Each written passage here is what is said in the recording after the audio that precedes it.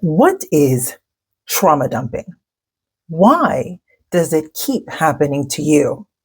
What do you say in the situations where you choose to accept someone trauma dumping? And what can you do about it in the future moving forward? Okay, trauma dumping. Oof, this is a moment.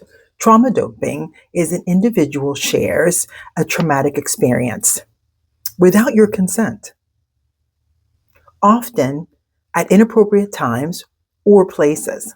When someone unloads their emotions or problems onto you without considering whether you have the capacity or the aptitude to listen or to help.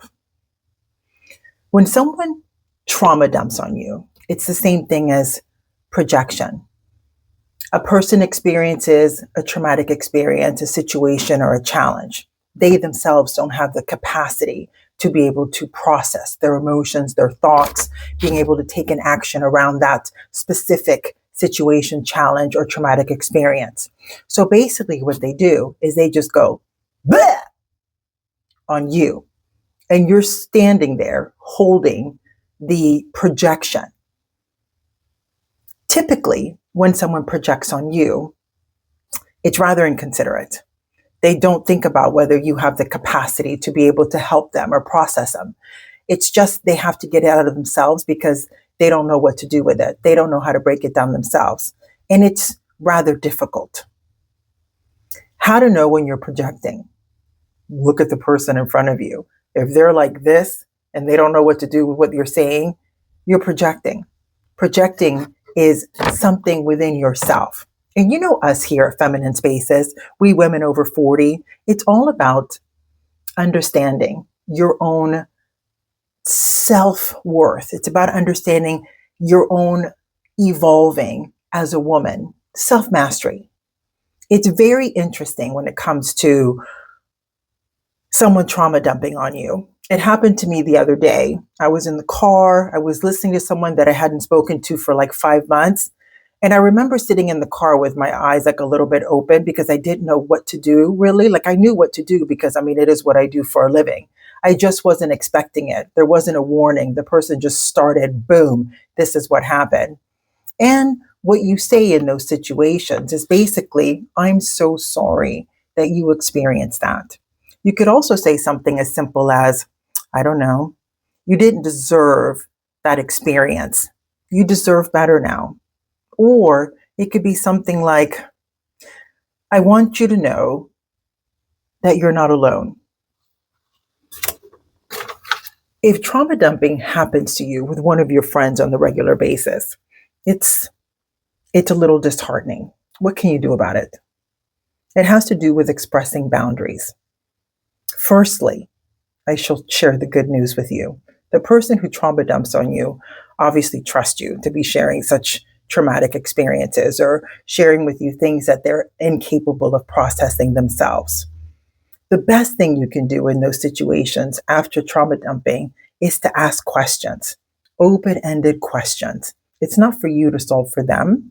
It's more for you to ask questions in a way that help them process what is the next step for them to take in that situation.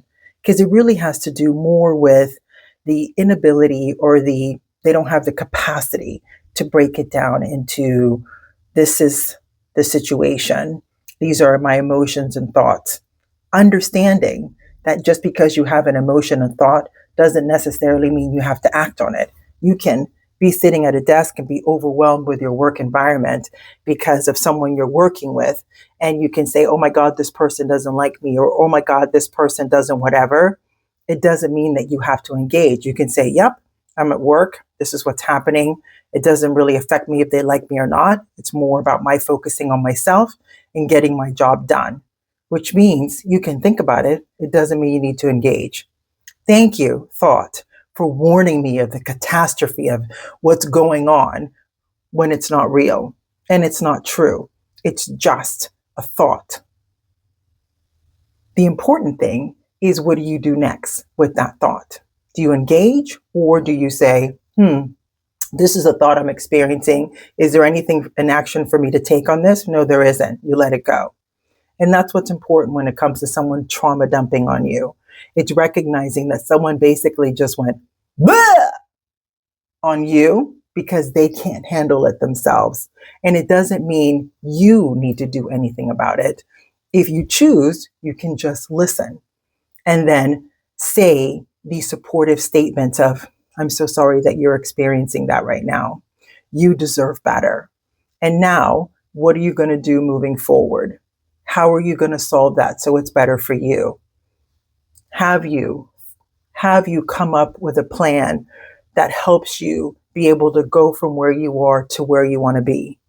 These kind of supportive, open-ended questions, if you choose to be the supportive person to someone who just trauma dumped on you, helps you be supportive without being the person to solve the problem. And in the future, when it comes to someone doing that consistently on you, it's about establishing a boundary and saying, I'm so sorry you're going through that. I don't have the time right now or the capacity to listen or help you. We can finish this conversation some other time, or it's not something that I want to take on. Period.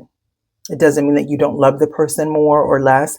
It doesn't mean that you're not supportive in that person, but it's also important to recognize that you choose every single situation that you're engaged with.